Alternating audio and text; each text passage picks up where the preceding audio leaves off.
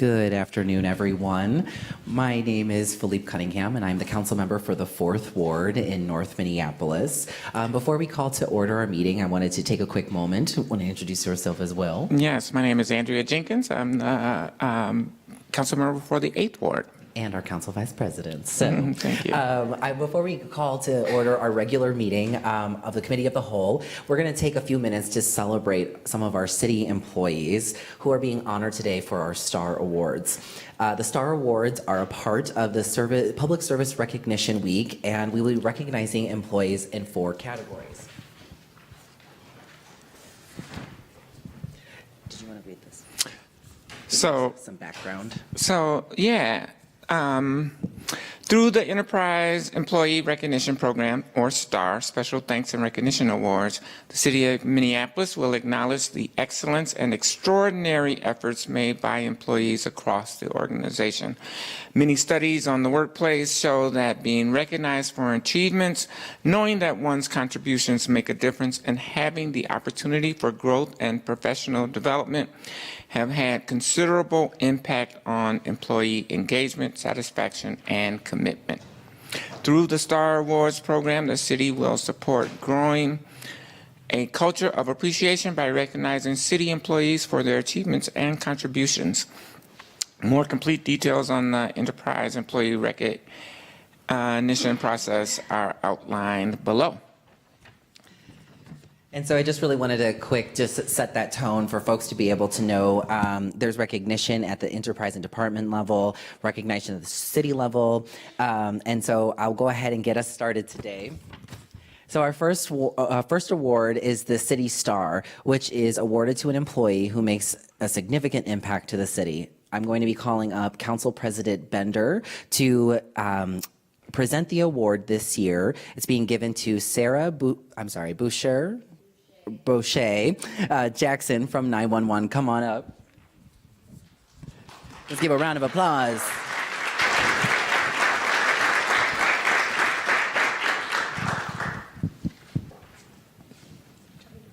Yes, please. Here you go. Okay, I always have to have a reminder what Super Bowl it was. I don't want to sound like an idiot. Now you all know. 38,000. All right, I'm super excited to present this commendation to you. That's 2018 Superstar Award. And this is for your role as a communications leader and coordinator for Super Bowl 52. Where you worked diligently to ensure a seamless communications plan was brought together that encompassed all public safety and auxiliary users and made optimal use of the available radio and ancillary resources to successfully manage the event without incident. You worked with supervisors in the 911 department as well as other communication experts around the metro to craft a communications plan that made optimal use of the Minnesota Allied Radio Matrix for Emergency Response radio system, and also performed with distinction, and that you deserve special thanks and recognition for this important public service. And just in like real English, we had this incredibly huge international event in our city. We had so much concern that our community response be sensitive to all the communities in Minneapolis and welcoming, and the amount of communication among so many different agencies and individuals and partners that required is astronomical. And so thank you so much for helping keep our community safe and supported through all of that, and for all of your work every day as well. Thank you.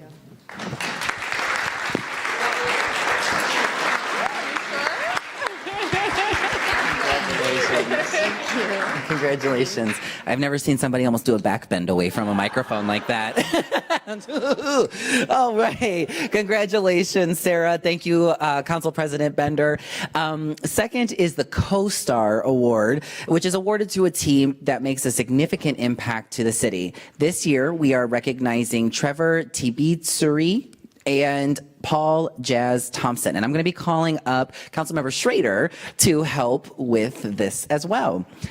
So if I could please have, so I know Trevor's not here, so I'm going to be naming this for him. And then we also have, if we can get Jazz up here. All right, if you would like to read that. Sure. Thanks so much.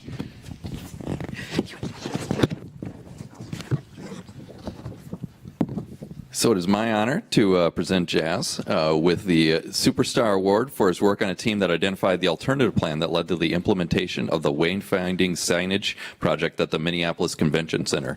The digital portion of the wayfinding signage project would have cost the city well over $3 million as originally designed.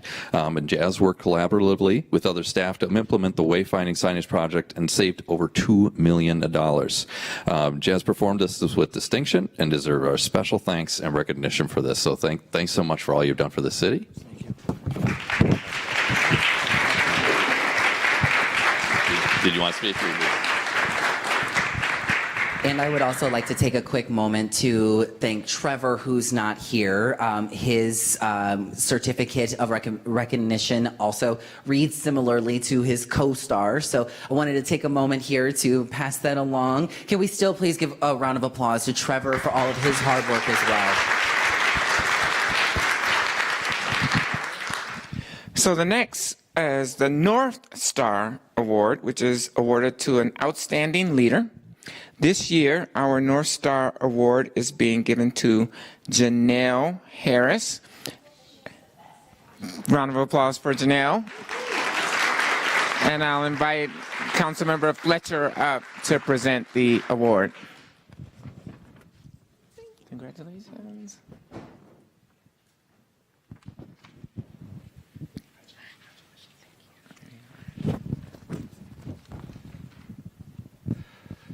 So, Janelle Harris is awarded the Superstar Award for taking on a major leadership role in creating and developing the incident dispatch team and for designing, equipping, and staffing the U.S. Bank Stadium Special Operations Center as part of Super Bowl 52.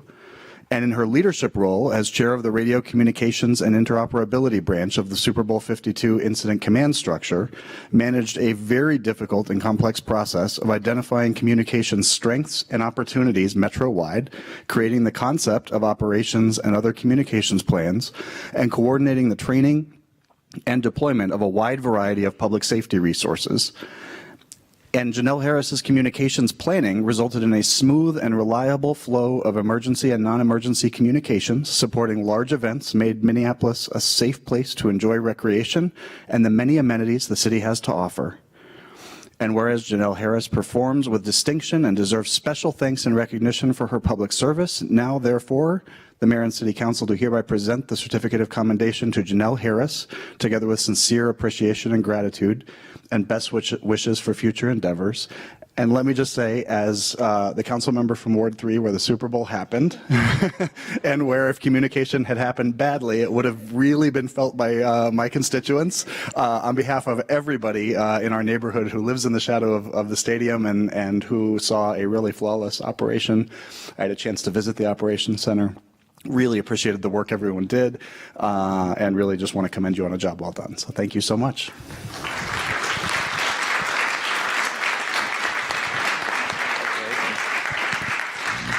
The real question, Steve, is what number Super Bowl was it? Okay, all right. And finally, the Shining Star Award, which is awarded to an employee for their positive influence. And this year, we recognize Amy Sizer from 911. And the award will be presented by Councilmember Andrew Johnson.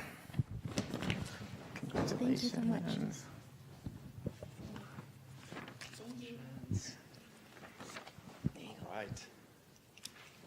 Congratulations, Amy. So we've got the 2018 Superstar Award, whereas Amy Sizer is awarded the Superstar Award for having a smile that is infectious and lightens the mood in the overwhelming, stressful environment of 911. She's eager to learn, exudes professionalism, helps others, and takes on any project or challenge. And whereas Amy Sizer goes the extra step for those who call 911 for help. She has many attaboys posted on the bulletin board, documenting her above and beyond attitude in assisting callers. Her calm demeanor on the phone also translates to exceptional abilities while dispatching firefighters and police officers. She is consistently able to manage high-stress calls with professionalism and compassion. And whereas Amy Sizer has represented 911 outside of her department as well.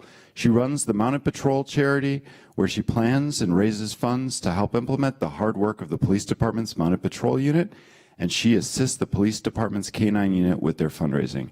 Amy is quick to volunteer her off time to help host during Police Week by attending open houses. And whereas Amy Sizer performs with distinction and deserves special thanks and recognition for her public service. Now, therefore, the Mayor and City Council do hereby present the Certificate of Commendation to Amy Sizer, together with sincere appreciation and best wishes for future endeavors.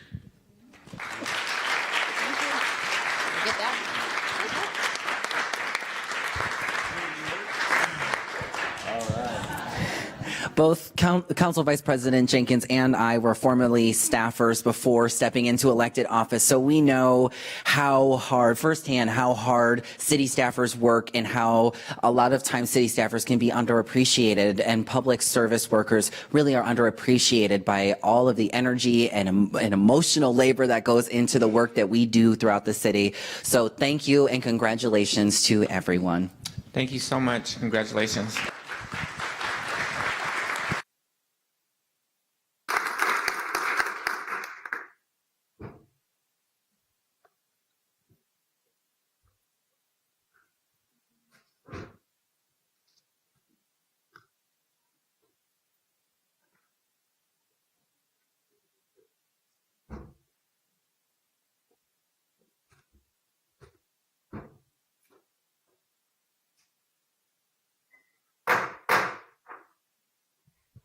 Good afternoon. I am going to call to order this meeting of the Committee of the Whole for Wednesday, May 9th. My name is Andrea Jenkins, and I am the chair of this committee.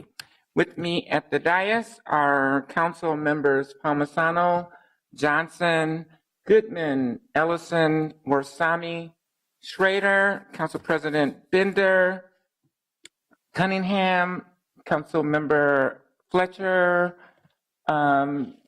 Council member Reich, and Council member Gordon. Let the record reflect that we do have a quorum.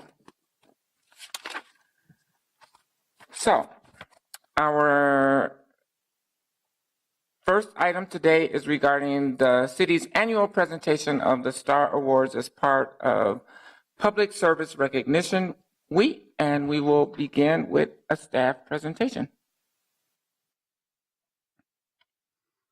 Good afternoon, Chair Jenkins, members of the Committee of the Whole. My name is Chuck Bernardi. I work for the City of Minneapolis Human Resources Department. And I would like to thank all of you for taking the time to honor employees today. It's very important that, or as you've already mentioned, it's very important for employee engagement, morale, etc. Star Awards program was actually built out of in response to a previous employee engagement survey, as you'll see. I'll also note that some of you have probably seen a similar presentation before, but for the newer council members, some of this information will be new and should be beneficial. Thank you. Why is employee recognition important? Employee recognition was identified as a key opportunity in multiple employee engagement surveys. In 2013, we actually did a survey just on employee recognition, trying to identify what would work within the city, within the various state laws that we work in, and to see what we could actually do. That survey identified... Excuse me, Mr. Bernardi, can you please stand closer to the microphone so we can hear you a little bit better? Even though I've done this multiple times, I'll never get used to it. Thank you so much. The 2000 survey found that more than 90% of city employees wanted their work to be recognized and valued. More than half felt their contributions at the time were not being recognized in a meaningful way. The 2014 employee engagement survey identified employee recognition as a key component or priority item for the city to increase employee engagement. Thus, the Star Awards program was born. In our most recent survey, 2016, the results were released in December.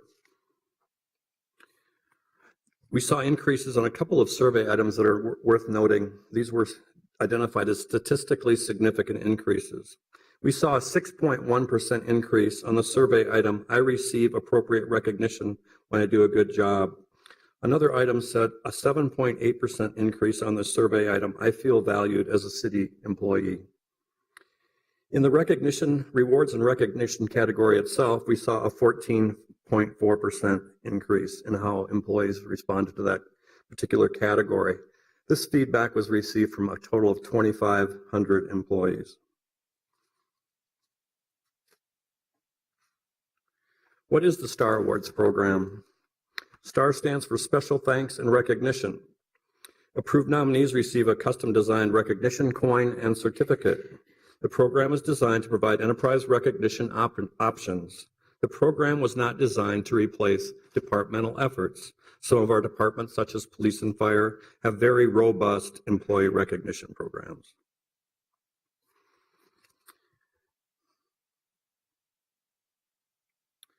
Award categories, as you just learned, we have the City Star, which is awarded to an employee who makes significant impact. In this case, we had Sarah O'Shea Jackson from 911. The Co-Star is awarded to a team who makes a significant impact at the city. As we saw, Trevor Taberzi and Paul Jazz Thompson were recognized for their efforts in the signage project at the convention center, which resulted in saving the city over $2 million. The North Star was awarded to Janelle Harris in 911 for her outstanding leadership. And the Shining Star was awarded to Amy Sizer for the positive influence she brings not only to 911, but also to the city through her volunteer experiences. We also have a Service Star, which really was not part of today's program, but also throughout the year, employees who reach 15, 25, or 30 years of service are also given a recognition coin. Who is eligible and who is involved? All city employees are eligible for the Star Award program. Any employee may nominate another city employee for an award. The award committee, made up of representatives from 11 city departments, reviews and approves the nominations for Star Awards. When are Star Awards provided? We do this on a quarterly basis with 4 deadlines throughout the year. And then annually, we have today's event as part of the Public Service Recognition Week. From approximately 12 to 12:30 today, we had a huge event down in the Rotunda where about 200 people participated in a recognition event that included myself recognizing people, and our Chief HR Officer, Patience Ferguson, Mayor Jacob Fry, and also our City Coordinator, Nuria.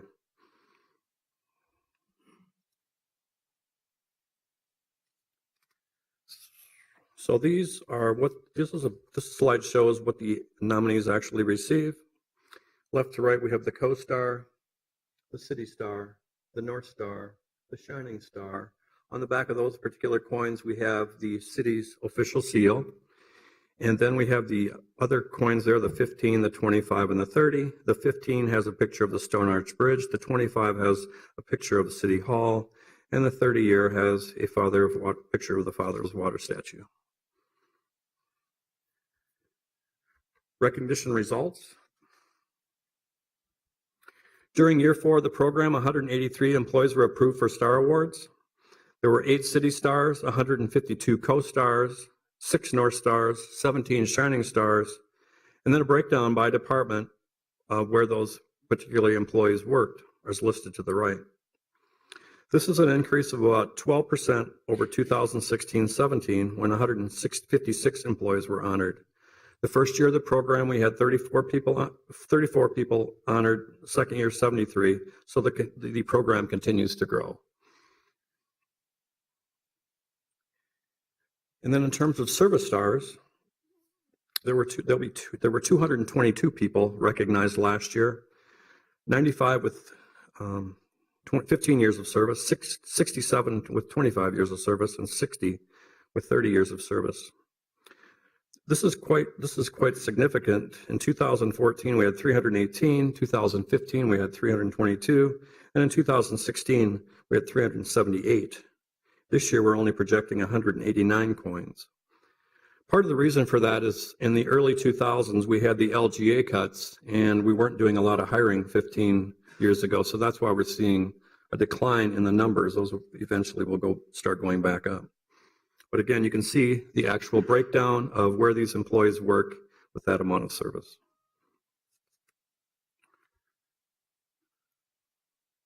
Before closing, I would like to thank the Minneapolis City Council for approving resources to fund the Star Awards program back in, I believe it was 2000, as part of the 2015 budget. Those dollars remain in the Human Resources Department, and we think it's a wise investment in our city's workforce. Our next steps in terms of moving forward is we will evaluate our year 4 of the program, continue to encourage city leaders to promote the program in their respective departments, and our upcoming deadline nominations for the year 5 of the program will be accepted until February 28th of 2019. So we will be back. We plan on being back here in about a year to do another one of these great presentations. Thank you very much. Thank you, Mr. Bernardi. Are there any questions? Any questions? Seeing none, I will move to receive and file this presentation. All those in favor, say aye. Aye. Any opposed, say nay. That item carries. Thank you so much. Thank you. Next on our agenda is the receipt of reports from the standing committees on matters to be considered by the full council at our regular meeting this coming Friday. We will begin with the Economic Development and Regulatory Services Committee, chaired by Councilmember Goodman. Thank you, Madam Vice President. The Economic Development and Regulatory Services Committee is bringing 12 items forward for approval on Friday. Item number 1 is perhaps the most notable. That is the reappointment of Noah Schuchman for the Director of Regulatory Services. Items 2, 3, and 4, and 5 are all of the new licenses, as well as the regular license, business and gambling licenses for May 1st. Item 6 is operating conditions on a business license, as is item 7. Item 8 is a low bid. Item 9 is a rental license reinstatement. Item 10 is a travel donation acceptance. Item 11 is extending the development rights at 4146 Fremont Avenue North.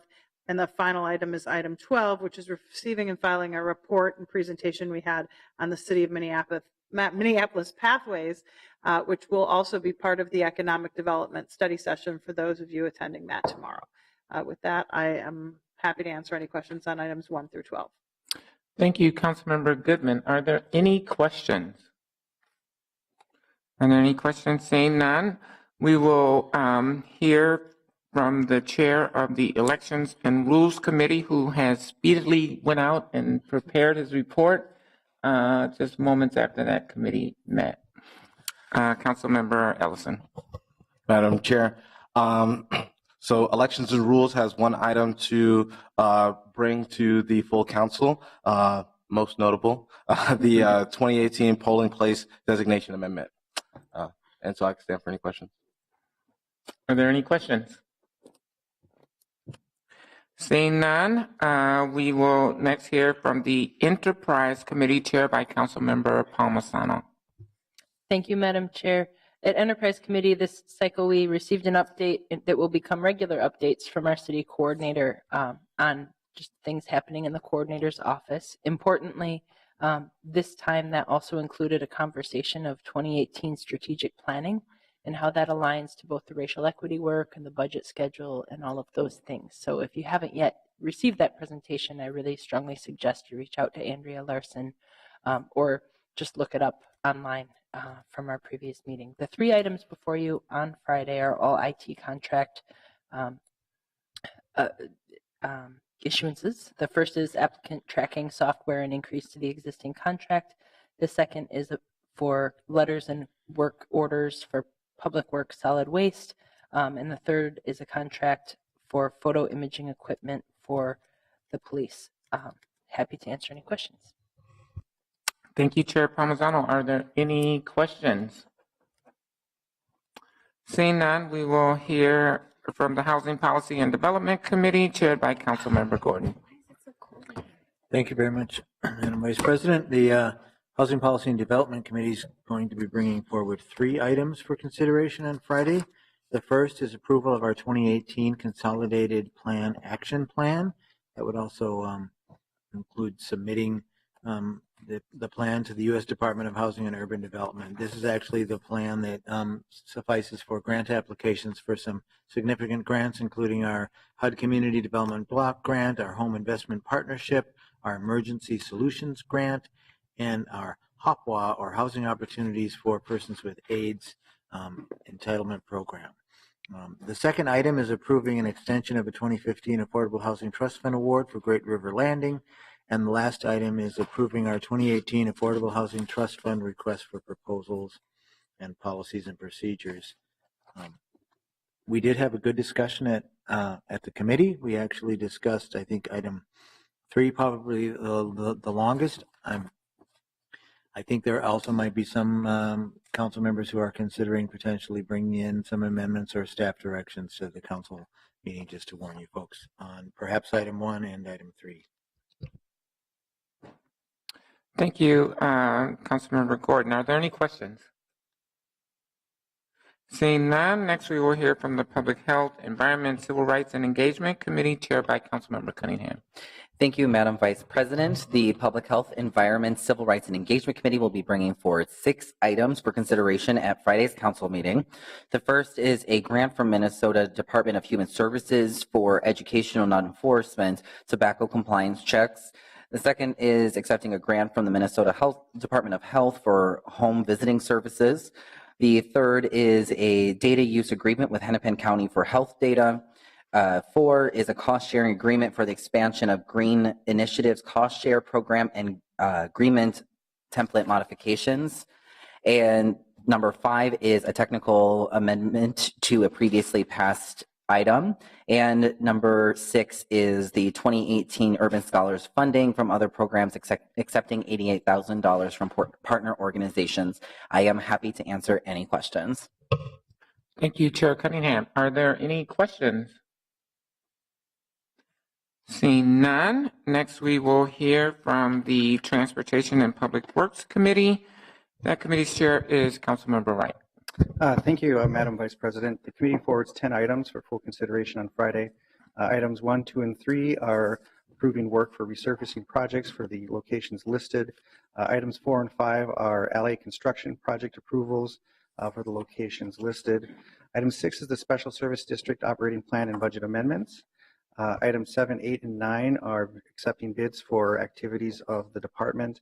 And item 10 is a contract amendment with Nice Ride Minnesota to operate pilot dockless bicycle sharing program. A lot of conversation around the new technological change for that amenity in our community. I'll stand for questions. Thank you, Councilmember Reich. Are there any questions? There are no questions. Our next committee report is of the Ways and Means Committee, chaired by Councilmember Warsame. Thank you, Madam. I beg your pardon. Thank you, Madam President. The Ways and Means Committee has 8 items to bring forward to the full council. Items number 1, 2, and 3 are legal settlements. Item number 4 is a gift acceptance from the University of Chicago Harris Public Policy for travel-related expenses to attend the Chief Financial Officer Forum. Item number 5 is a contract with Center for Energy Environment for home energy squad visits and energy efficiency loans. Item number 6 is the Capital Long Range Improvement Committee CLIC appointments, approving the council appointments of Raya Ismaili to seat 20, Ward 10, for the remainder of the 2-year term beginning January 1st, 2017 and ending December 31st, 2018. Item number 7 is a transfer of the Director of Strategic Partnership position and related one-time funding from the City Coordinator's Office to the Mayor's Office.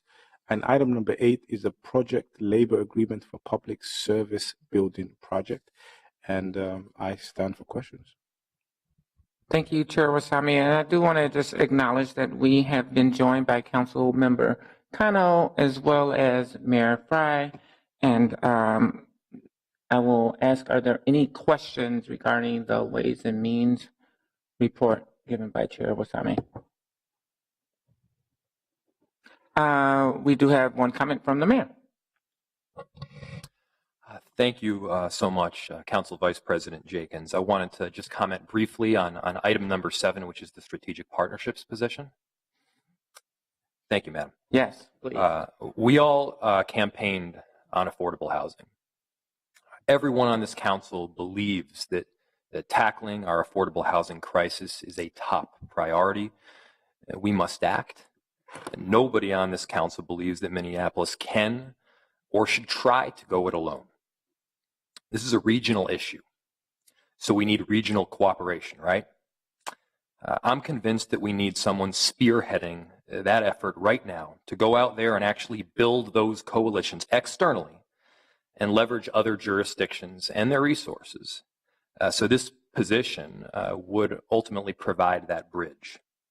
Andrea Brennan is our housing director. She sets policy in cooperation with our elected officials, all of you. This new position does not infringe on that in any way. It is not a policy position. What it would help is to provide the funding needed to fund the policies that the City Council passes. Without the funding, the policies that we pass a lot of times don't mean a lot. I want us to actually walk the walk, to go out there, find regional partners, not just talk about it. And that's what this position is about, or what it should be about. Then there's the issue of where the position should be located. So I met with the city coordinator, a number of CPED staff, the Ways and Means chair, city council president, and I was under the impression that there was agreement that the best and most transparent decision would be for the position to be in my office. The reasons are pretty straightforward. As the mayor, it is my responsibility to ensure that we have the funding to implement the policies that you, the city council, set. And I want to be supportive as possible in that role. Right now, the truth is that we do not have sustainable and long-term source for affordable housing. We don't. So this position has two responsibilities: to raise that funding, and two, to build that coalition. Those responsibilities are linked, and that coalition should be putting up the funding. This is a campaign for affordable housing funding that our office is helping to lead. And this position, I do feel, is critical to ultimately make that happen. So, I'm happy to answer questions, but I did want to just lay out very transparently what this position is about. Thank you, Madam. Thank you, Mr. Mayor, Mayor Fry. And we have a comment or question from Council Member Gordon, and in queue, Council Member Cunningham. Thank you, Madam Vice President. I just wanted to share some of my, support for the concept, but concern with the way that it's being implemented. I don't understand why we couldn't have this position in the city coordinator's office still, and the council could easily direct them to fill that position and have that position dedicated, maybe perhaps through intergovernmental relations, if this is what we're trying to do, is coordinate other cities and counties to work together to bring in more resources for housing. Work to do that if that's what we wanted to do. And then we'd have an opportunity to go through a hiring process, find the best person throughout the country or the world, and then we'd all be engaged through the coordinator's office in directing that work, leading that work, hearing about that work. I prefer it if, when we add positions to the mayor's office, that we don't take positions from other departments that we've already approved and signed off on the budget that we approved last fall. I'll admit I was frustrated that the coordinator hadn't filled this position sooner. Frank Parisi used to hold this position, and actually he was a great asset. He was for a while the city's representative on a board that I cared about a lot, and he brought a lot of resources. This is the University District Alliance. He served on that as an appointee. So I missed it when that position wasn't filled, and so I share that frustration. But I would like to see it filled, and I would like to see the position stay there. And if we decide we want somebody to be a housing funding resource person to seek funds outside of city government, we could do that too. And it also does occur to me that there are some positions in the mayor's office, so somebody could have already had this role in there. I'll think about it further, but I just have concerns and I want to share them now, and I don't think this is the right way to go about doing this. Councilmember Cunningham. Thank you, Madam Chair. I wanted to echo Councilmember Gordon's concerns about this position being in the mayor's office. That's really where my question is why the mayor's office? I hear the wanting to be able to have a more hands-on direct connection, but this position already exists. So I think that we're not necessarily debating whether or not this is a good position to exist. It already exists and it lives in the coordinator's office. So it goes back to why the mayor's office. Also, it's been pretty, I think, clear that there's a person in mind for this position. So if the job already exists, it's already in the coordinator's office and there's a person in mind for it, I don't understand why we have to move it to the mayor's office. I am also concerned by the lack of structure around this position and a job description. I don't see how this is currently a value add. Yes, there was, again, the position was open for a long period of time. If this is a priority, I'm not sure why we're not being more intentional about recruiting somebody for the position in the coordinator's office. And again, there's some concern about the fact that this position is basically earmarked for someone already. And I think that the biggest thing, though, that I really have a challenge around is that we're going to be bringing in, most likely, a person who is going to be who's going to be new to the city and going to be being paid a higher salary than our current CPED staff, including Andrea. And our CPED staff that focus on housing are disproportionately women and people of color. And so I am concerned about employee morale around bringing in a new person who's new within the city, paid at a much higher salary. So those were some of my concerns that I wanted to share today about this particular position. And thank you for taking the time. Next, we're going to hear from Councilmember Schrader and then Council President Bender. Thank you, Madam Chair. My concerns about this position also around the kind of lack of structure. We're not in this kind of opportunity to work on affordable housing overnight. This is something that after decades of work and coalitions working together have built kind of the momentum to address this issue right now. My concern with the position is just how it would interact with everything else, that's all the other moving parts that are going on. The interaction with the governor's task force that is also focusing on a more regional state approach to creating more funding. And it's something that until I see like a little bit more of a plan, I'm worried that we'll be funding something that will duplicate efforts that are already going on in a much better way.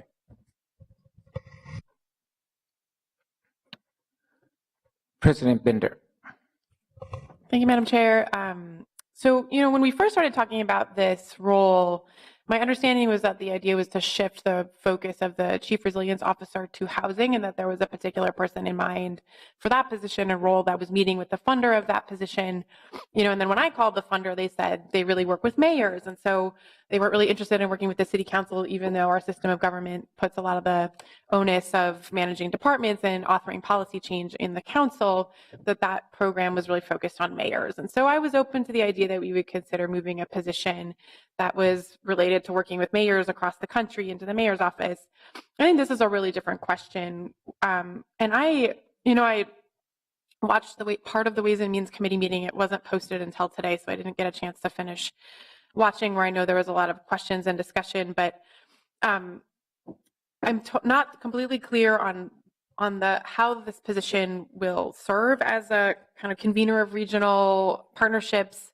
I had heard the position described at the committee as somebody who's going to be working on raising money for affordable housing.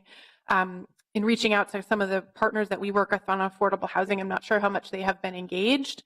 And so I have some concerns about, for example, if the idea would be to raise money from the private sector, I have a concern about the real or perceived conflicts of interest that we might have from entities that have business in front of the city that we would then be fundraising from in a elected official's office, not having the same kind of structures that we have in the departments and agencies of our city.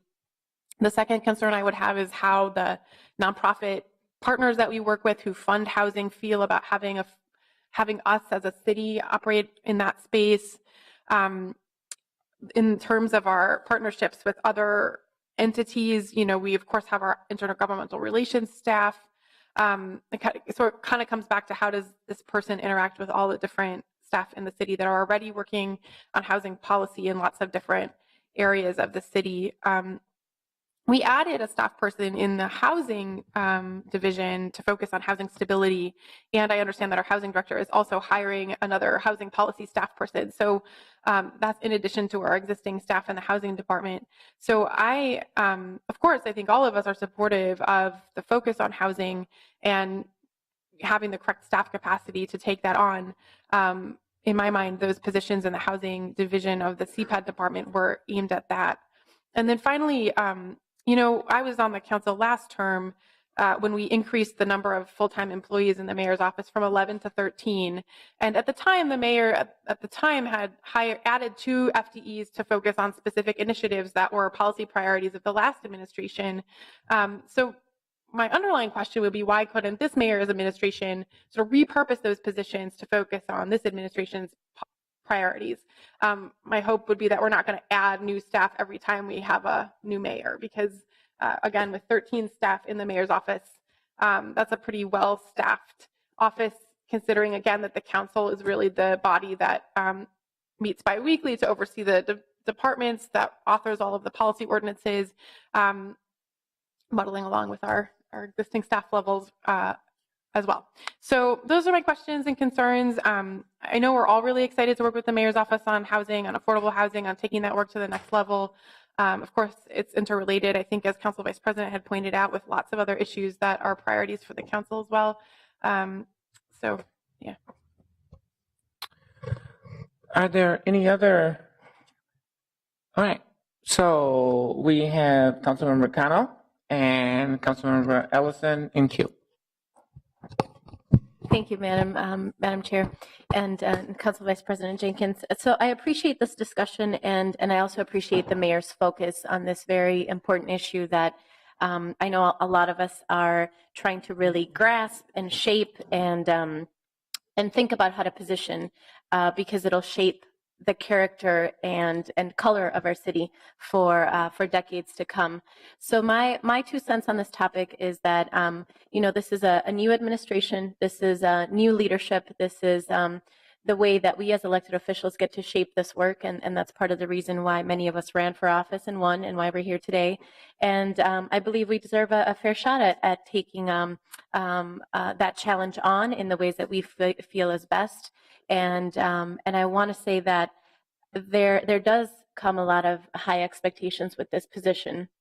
And I think based on just the conversations we had in the Housing Policy Committee a few days ago regarding whether or not we were going to continue to invest in stabilizing communities where you know, affordable housing is needed the most and can yield the most amount of units per our dollars, and in acknowledging that the city is now a part of that housing justice group with Policy Link, and we're digging deep on how to organize a national network of cities to advocate at the federal level to ensure that the work that we do as cities here can be replicated and supported at a larger scale, and seeing the investments that the mayor is willing to put into this particular topic.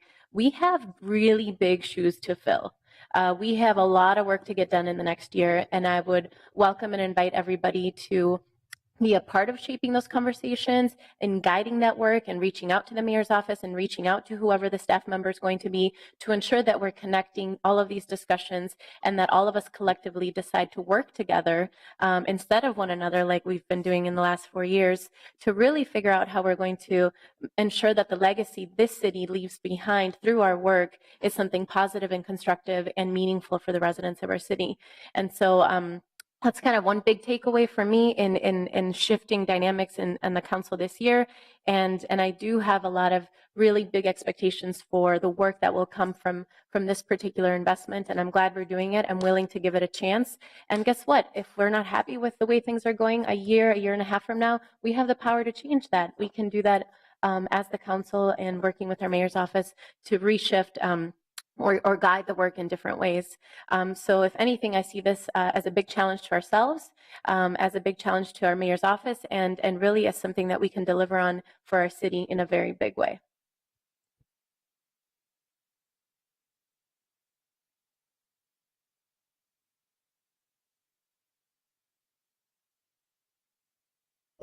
Thank you, Madam Chair.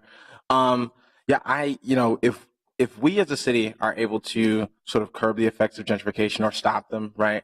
That is, if we figure out how to both improve our neighborhoods, especially our most negatively affected neighborhoods, while also not displacing the people there, we'd be the first city to do so, right? And so while I appreciate the innovation and the attempt to step forward and do something new and engaging, I feel like there's been a general lack of engagement with the council about why this position and why is this the route for us to create, a dedicated source of affordable housing. I think there's been a lack of scrutiny. I feel like I have a lot of respect for the mayor and the mayor's office, and my office has generally been engaged with a lot of the things that the whole city is pursuing. But this is something a position that I only kind of heard about word of mouth, and then all of a sudden we're having to make a decision about it. And so I think that I would need to be put into a position to have a conversation with the mayor, with your office, so that I could give a deeper level of scrutiny than I've been able to give so far.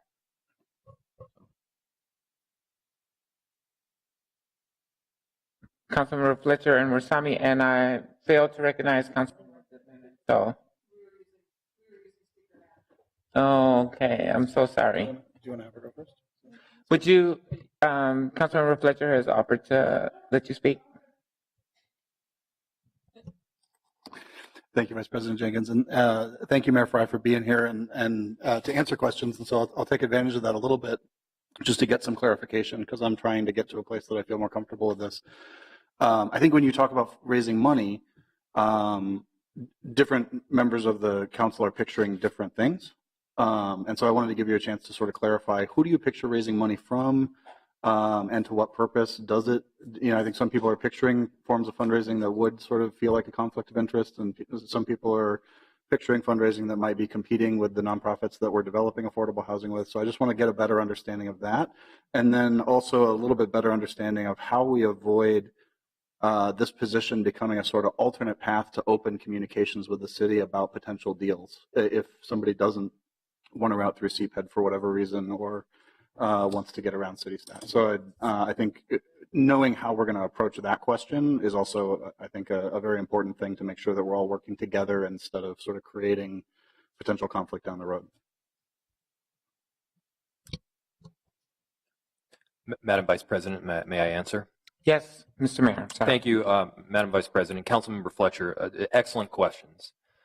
And I think some clarification perhaps is due in that the underlying and primary purpose of the position is not to raise funds from private or nonprofit entities.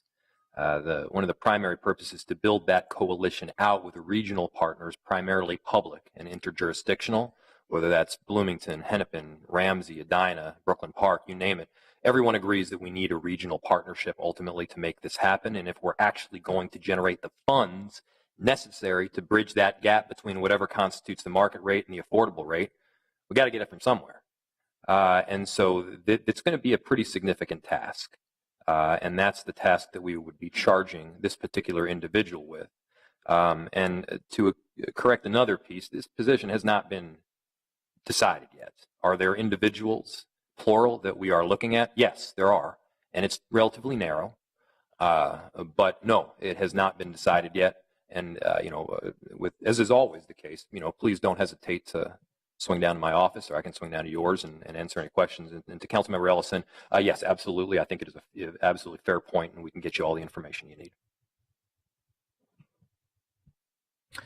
Thank you. Councilmember Warsame? Thank you, Madam Vice President. I just want to talk about why I think this makes sense to me. I mean, I can't talk for anybody else. Why should it be in the mayor's office? Well, the mayor is the face of the city. We allow the mayor to direct the priorities of the city through the State of the City address, through the budget. The mayor is the cheerleader of the city as well. So this makes sense if the top priority that we are all facing, especially my ward and the communities that I represent, is lack of affordable housing and that they're being priced out of the city, that this sends to me, it gives me that the mayor is intent. He's serious. The mayor's office is serious about affordable housing, tackling the affordable housing crisis that we have. From his first speech to the policies that he ran on, to what we ran on, we keep talking about affordable housing. And like I said in the Ways and Means Committee, the status quo is not working. So we need to try new ways and new creative ways of tackling this issue. Now, I think there has been some clarity from the Chief of Staff of the Mayor and the Mayor himself here that this is not going to affect the policy decisions that CPED makes, nor infringe on the work of the Housing Director of the city, but will highlight the importance of affordable housing, affordability, and making sure that the policies that we set on this dais is reflected in terms of the overall picture of the city. I think that's a very important, message to me, and that's why I'm supportive of this move. And I think housing, homelessness, lack of affordable housing cannot wait. And this is a position that hasn't been filled. So I think it would be, we would have to pay a price for this, that we talk all the time about housing and the issue of housing, and yet we're here debating on a position that might help. And we have the ability to evaluate this in in 2 years' time, to say, yes, it didn't work, but we're not even given the opportunity for this role to be enacted and for this position to be filled. So I think that in itself is something that we have to answer to our constituents, who we made promises over and over again. Thank you. Councilmember Goodman. Thank you, Madam Vice President. We have a $1.4 billion budget. This is with 4,000 employees. This is one position. So I guess it's a question of context. If we want to, as a body, suggest that the mayor is not entitled to have another position, we should say that.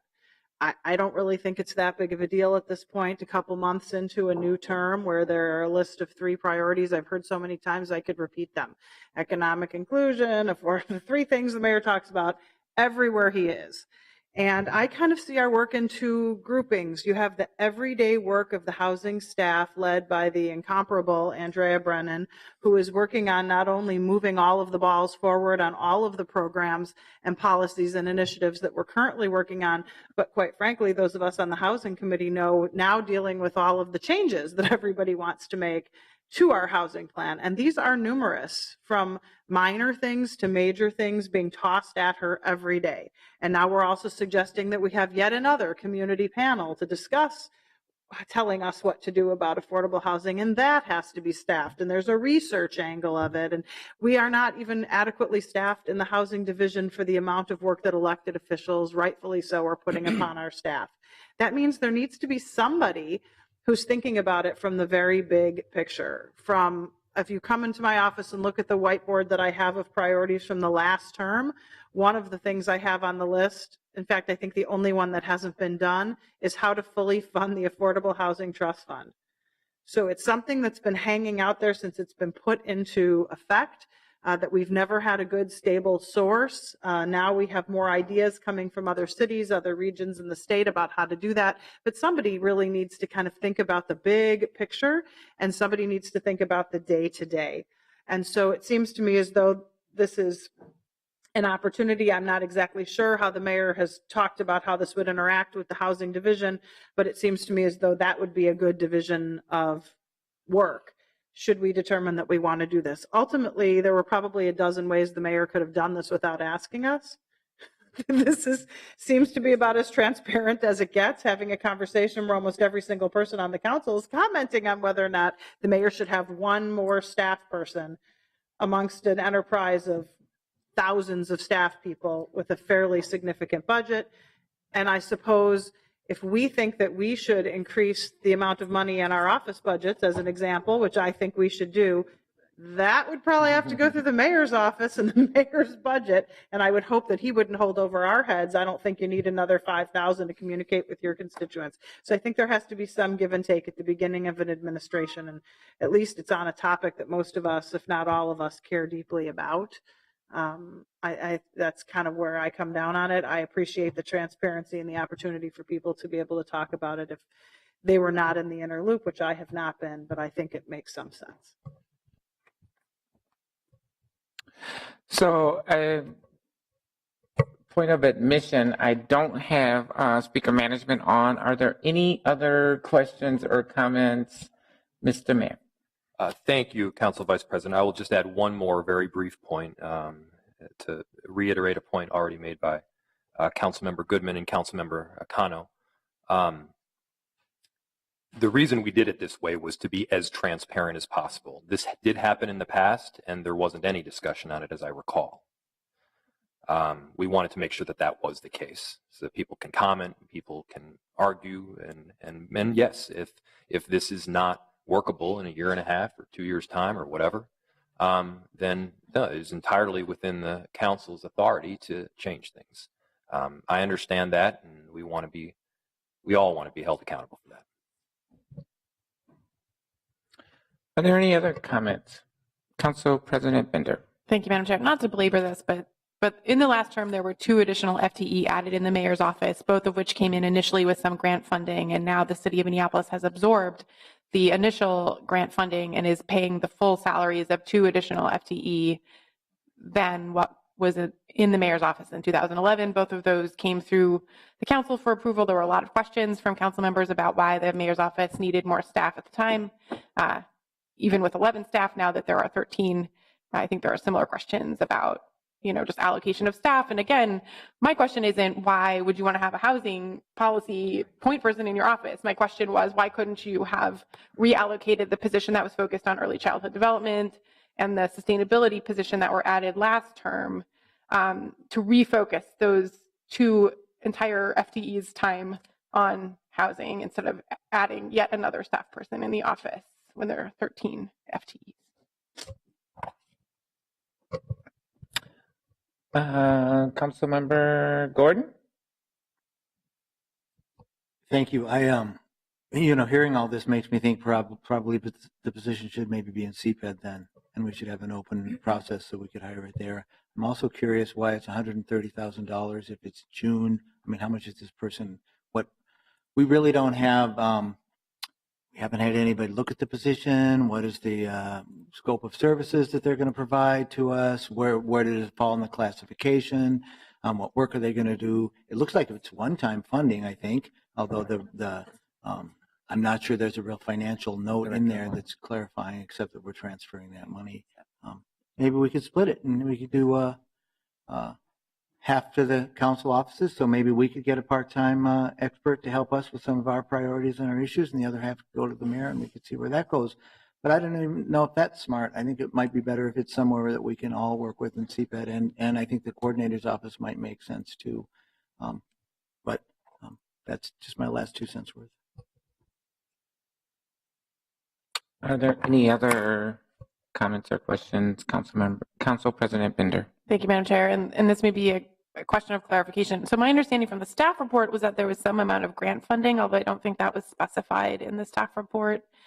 And then we would expect, though, that the city would be continuing the funding for this position in the long term without grant funding, was my understanding of the situation over the long term. But maybe I misunderstood the staff report because there wasn't a lot of detail about this part that would be grant funded. Oh, and it's step 16 was what I was told by the finance department. Do you have a comment or response? Madam Vice President, Council President, this, as you mentioned correctly, this is an existing position, and so there's existing funding for that position, which has gone unfilled. There was no intention to fill that position until now, and there is potentially supplemental grant funding as well, but as you know, grant funding is less certain.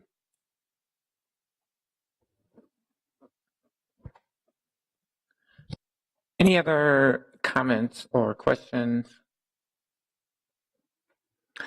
Seeing none, I will offer some of my own comments. I am really concerned that there are a number of issues in the city that require strategic partnerships. And so, I was concerned that the position wasn't filled in the coordinator's office. So that we could begin to try to deal with some of these partnerships, like how we're going to create jobs? How are we going to create access to education and training programs for folks that require strategic partnerships? And I'm concerned that this position is just singularly focused on housing when there are so many other factors that impact people's abilities to afford housing. The reality is, when we look at the numbers, who is being impacted by this crisis that we have all rightly identified and are very deeply concerned about, but it's impacting most notably women of color with children. And there are a host of factors that create this affordable housing crisis, one of them being the lack of affordable housing. But there are many, many other factors that I believe that someone focused on creating strategic partnerships can help us to address.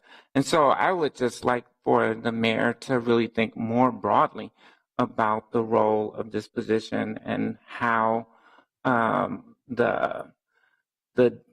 duties will be defined within that role. And so are there, Councilmember Cunningham. Thank you, Madam Vice President. I just wanted to circle back to something that Council President Bender brought up around the two previous positions that were added.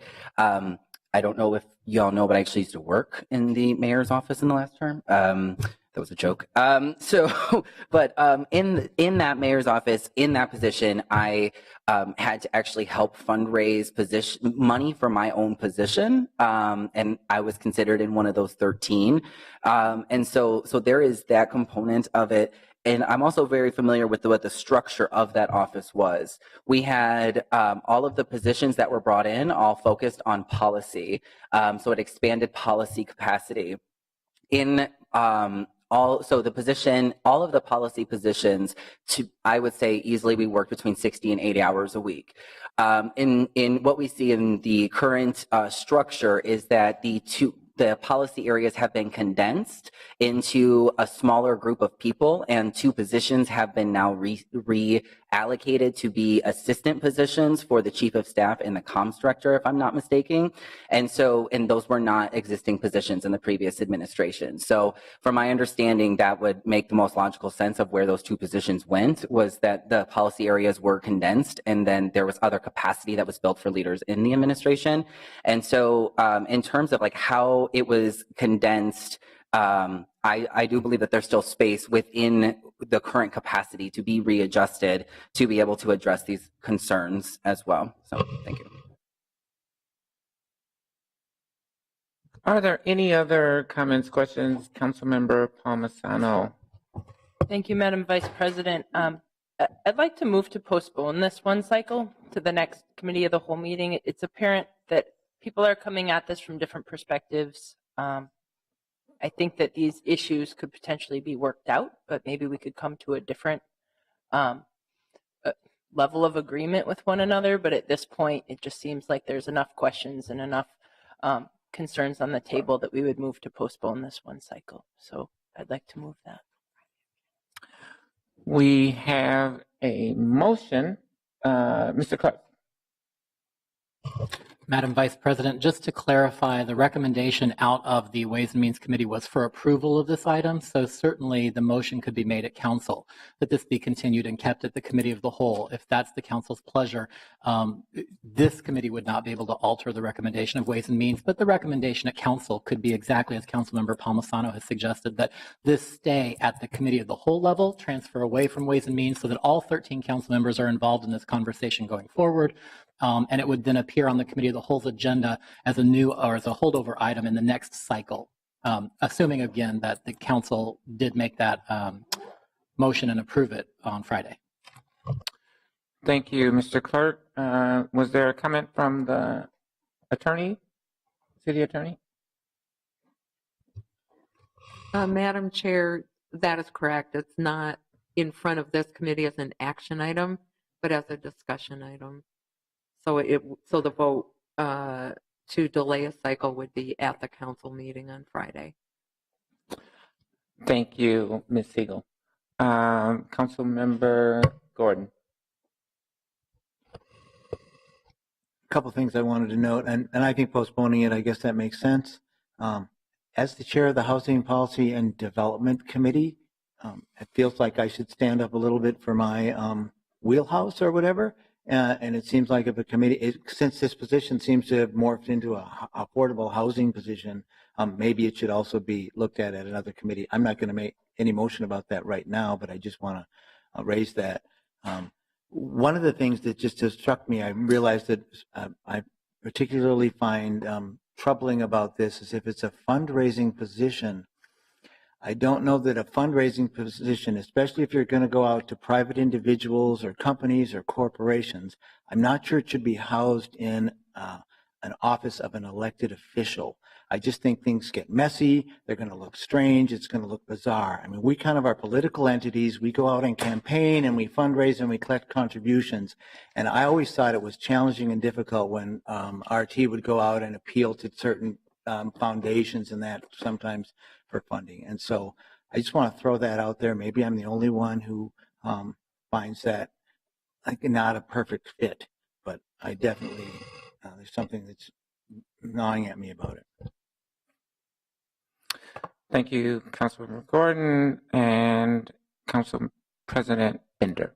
Thank you, Madam Chair. I just wanted to thank you, Mayor, for coming today and answering our questions. And of course, you know, as we've repeatedly stated over and over, each of us is really committed to working with you on affordable housing issues and appreciate your leadership on that. So I hope you haven't, I'm sure you wouldn't take our questions about this position and the details of our budget and all that stuff as anything other than just questions about those details and continue to want to have a great relationship with you and working on affordable housing. Thank you, Mr. Mayor, for being here to answer the questions and concerns that it seems like many on this body have. Certainly, affordable housing is an important topic that we all are concerned about, and we appreciate that. So, being that there are no further items on our agenda, this meeting. Madam Vice President, I'm sorry, the ZMP committee. I am so sorry that discussion went on so long. I didn't realize that we had one more committee report. My apologies. So next we will hear from the Zoning and Planning Committee chaired by Councilmember Schrader.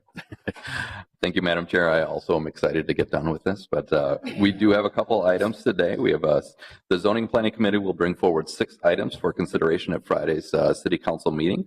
The first item is the appeals of the Planning Commission's decisions to approve a conditional use permit, 2 variances, and the site plan review for the Jackson Lofts project located at 750, 754, and 756 Jackson Street Northeast. The committee recommended the denial of 2 of the appeals and is sending the remaining 2 appeals forward without any recommendation. Item 2 is approving and adopting the findings of the environmental assessment worksheet for the Calhoun Towers development at 3430 List Place. Item 3 is the approving and adopting of the findings of the environmental assessment worksheet for the Malcolm Yards development at 419 and 504 29th Avenue Southeast, 501 30th Avenue Southeast, 445, 501, and 518 Malcolm Avenue. Item 4 is rezoning of 5048 and 56 Irving Avenue South. Item 5 is the rezoning of 221 Irving Avenue North. Item 6 is the rezoning and alley vacation of 750, 754, and 756 Jackson Street Northeast. I'll be putting this forward, and I'll stand for any questions. Are there any questions? Councilmember Fletcher. Thank you, Vice President Jenkins. So at this Zoning and Planning Committee meeting, my colleagues found themselves on the dais without having heard from me about some context around the appeal and around the work that my office has done with the neighborhood association. So I wanted to provide a little bit of that context because I'm hoping that we can clean up a little bit of what happened. I think people followed their instincts, and I appreciate that. And I think it wasn't quite the right outcome. So I'm hoping that we can fix it on Friday. So what I'm hoping for, and just by way of story, the St. Anthony East neighborhood has done a really terrific job with outreach to their community. And one of the things that they've done is outreach to renters in their community, and they identified the single biggest challenge facing renters is housing options. They gave us that report a couple of months ago, and I think it was a really good example of a neighborhood association doing great outreach. At the same time, they've had this development come through, and I want to just flag the reason both that I think the neighborhood association was feeling frustrated with this development and the reason that I wasn't able to come through and talk to my colleagues in advance was that there was pretty poor communication with this particular developer. And so getting some of the information that we needed to know whether they would feel comfortable with it and whether I would feel comfortable advocating for it was a little bit hard to come by. And so I wasn't able to get to everybody before this committee. Having seen their presentation and having seen the modifications that they've made in response to community feedback, I want to sort of signal to the developer that I think, frankly, they wouldn't have had an appeal had they communicated better about the modifications that they made in response to community feedback so that people understood what had been done. And just to name a few of those things, they have committed to affordable units in the building. They have committed to widening the sidewalk at Broadway, where it's rendered mostly inaccessible from a telephone pole that blocks access on a very narrow stretch of sidewalk that they're going to expand. They've gotten rid of the roof deck that people had concerns about. And that adjusts the height to a point that it's shorter than the building across the street and not significantly taller than a 2.5-story house across Quincy. So in terms of the size and the scale of the building in relationship to the rest of the neighborhood, it is a little bigger and denser than what's currently there, but it does not seem like it's going to be a significant shock. And so I think it's important that we support this project. And I would say that without the variances that are being passed on without an opinion, it will be a less appealing project. I think it's actually very important that we get all of the variances approved because with that, losing the setback does is it's going to push the building backwards closer to the single family homes that are worried about it. And it's going to make the new mass of the building more of a problem for the homeowners nearby. So very important that, I think this project is moving forward. It should move forward. I think the adaptations that the developer has made will make some people happy, have made some people happy, will not make everybody happy. That's always the case in some of these things. But I'm going to ask on Friday that we move to deny the appeal on all 4 of the variances and allow the developer to move forward with their proposal. Thank you, Councilmember Fletcher. Are there any other questions or comments? Seeing none, that completes our business this afternoon. And with no further business to come before us, this meeting is adjourned.